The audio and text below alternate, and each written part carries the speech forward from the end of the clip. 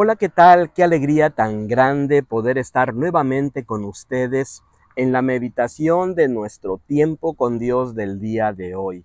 Soy el pastor Fernando, pastor de la Primera Iglesia Bautista de la ciudad de Ducor, California, y para nosotros es una gran alegría, un enorme privilegio poder acompañarte en tu lectura bíblica devocional del día de hoy.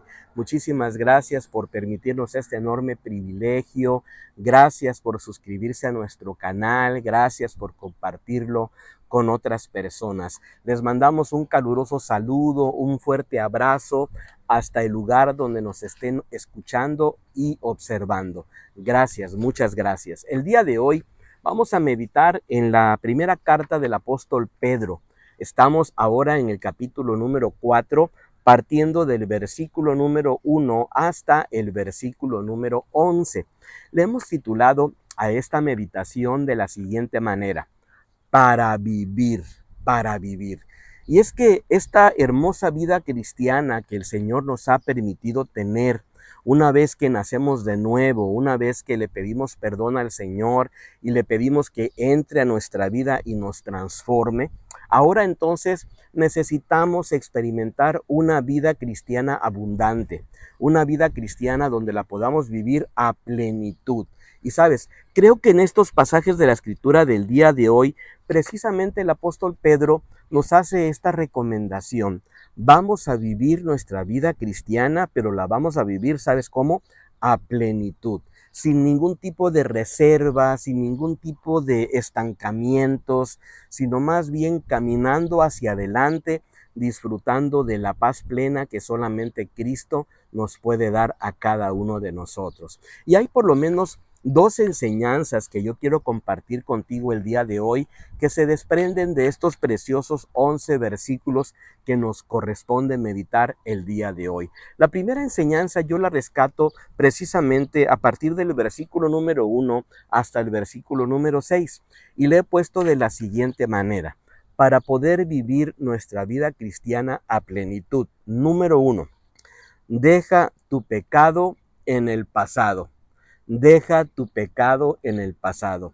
Esta idea pareciera ser como muy sencilla y bastante obvia, pero sabes, muchas veces nosotros todavía no entendemos que ya nuestra vida de pecado tiene que quedar en esta vida antigua, en esta vida vieja, para que ahora nosotros podamos disfrutar de esta plenitud de una fe cristiana, ahora disfrutando de las bendiciones de nuestro Dios.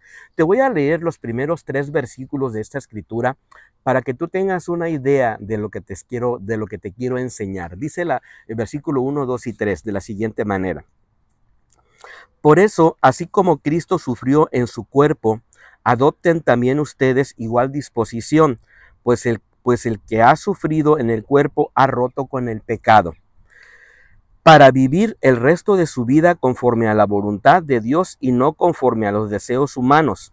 Por mucho tiempo hicieron ustedes las mismas cosas que hacen los paganos, pues vivían entonces en vicios, malos deseos, banquetes, borracheras, bebiendo con exceso y adorando ídolos abominables. Versículo número 4. Ahora, como ustedes ya no los acompañan en los excesos de su mala vida, ellos se extrañan y hablan mal de ustedes. ¿Sabes? Tenemos que reconocer que si antes vivíamos una vida completamente disipada, fuera del control del Señor, fuera de la voluntad del Señor, tomando acciones como la que se describe en el versículo número 3, ¿sabes qué tenemos que hacer ahora? Reconocer que Cristo nos ha perdonado, reconocer que ahora tenemos una nueva vida y entonces apartar esta vida de pecado a un lado de nuestras vidas para proyectarnos hacia lo que Dios tiene para cada uno de nosotros. ¿Sabes por qué? Porque necesitamos reconocer, número 1, que ha implicado el sacrificio de Cristo, que ha tenido un gran costo esta vida que estamos viviendo ahora en Cristo. El versículo número 1 en la versión Reina Valera lo dice así: puesto que Cristo ha padecido por nosotros en la carne, vosotros también armaos del mismo pensamiento, pues quien ha padecido en la carne terminó con el pecado. Cristo pagó con precio de sangre para que nosotros podamos disfrutar de la plenitud de una nueva vida en Cristo. Así que tenemos que reconocer esto y también reconocer que vamos a tener cierta oposición. Va a haber personas que de alguna forma no les va a gustar nuestro cambio, no les va a gustar la manera que como ahora el Señor ha llevado nuestras vidas, y entonces estarán quizás tratando de ultrajarnos, tratando de hablar mal de nosotros, y de alguna manera tendremos esta oposición, pero vamos a seguir adelante. Bueno, hay una segunda enseñanza que podemos rescatar a partir del versículo número 7 hasta el versículo número 11. Y le hemos titulado a esta segunda enseñanza de la siguiente manera: para poder vivir a plenitud nuestra fe cristiana. Número dos, vive consciente de tu presente. Vive consciente de tu presente. Creo que al final debemos reconocer que estamos viviendo tiempos finales, tiempos difíciles, tiempos donde nosotros tenemos que estar muy alertas y muy atentos. Dice el versículo número 7, dice: el fin de todas las cosas se acerca. Sed pues sobrios y velad en oración. Lo que el apóstol Pedro nos está diciendo: dense cuenta de que estamos viviendo tiempos finales, y lo que tenemos que hacer es dos recomendaciones: vivir con sobriedad y también mantenernos en vela espiritual, velando en oración, muy atentos a cada una de las circunstancias. Pero sigue diciendo el versículo número 8, dice: ante todo, tened entre vosotros ferviente amor, porque el amor cubrirá multitud de pecados. ¿Sabes? Creo que tenemos que vivir conscientes de nuestro presente. Número uno, en relación con Dios, en la urgencia de saber que estamos viviendo tiempos finales, pero también conscientes de que tenemos una relación con las personas con las cuales interactuamos día con día. Por eso el versículo número 8 dice: ante todo, tener entre vosotros ferviente amor. ¿Por qué? Porque el amor cubre multitud de pecados. En medio de nuestras ofensas, en medio de nuestras acciones que quizás hacemos de alguna forma premeditada o quizás sin darnos cuenta cuando lastimamos a otras personas, que el amor entonces cubra esos pecados que de alguna manera hemos hecho de manera consciente o de manera inconsciente. Pero al final dice el versículo número 9 y 10 lo siguiente: hospedaos los unos a los otros sin murmuraciones, cada uno según el don que ha recibido, ministrelo a otros como buenos administradores de la multiforme gracia de Dios. ¿Qué es lo que tenemos que hacer entonces? Darnos cuenta que nosotros tenemos talentos, que tenemos dones, que tenemos habilidades que podemos utilizar para bendecir a las personas que nos están rodeando. Creo que el apóstol Pedro está siendo muy puntual cuando nos dice: cada uno según el don que ha recibido, ministrelo a los otros. Tenemos entonces que hacer uso de estos dones, de estos talentos.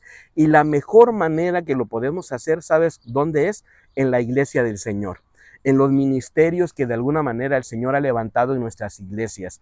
Que de alguna forma usted pueda utilizar estos recursos para poder bendecir a otros, para poder ayudar a que otros crezcan en la fe y puedan ir madurando en cada aspecto de la vida. Entendiendo entonces que tenemos que ser conscientes de nuestro presente debido a la relación que tenemos con Dios, debido a la relación que tenemos con otras personas, pero también a final de cuentas reconociendo el motivo correcto por el cual nosotros estamos viviendo esta vida cristiana.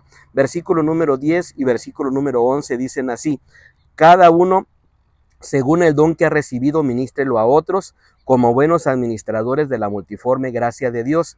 Si alguno hable conforme a las palabras de Dios. Si alguno ministre conforme al poder que Dios da, para que en todo sea Dios glorificado por Jesucristo, a quien pertenecen la gloria y el imperio por los siglos de los siglos. Amén. Sabes, el apóstol Pedro dice: vamos a servir a otros, vamos a trabajar con otros, vamos a vivir nuestra vida cristiana a plenitud, pero con la motivación correcta. Termina este versículo número 11 diciendo: para que en todo sea Dios glorificado por Jesucristo.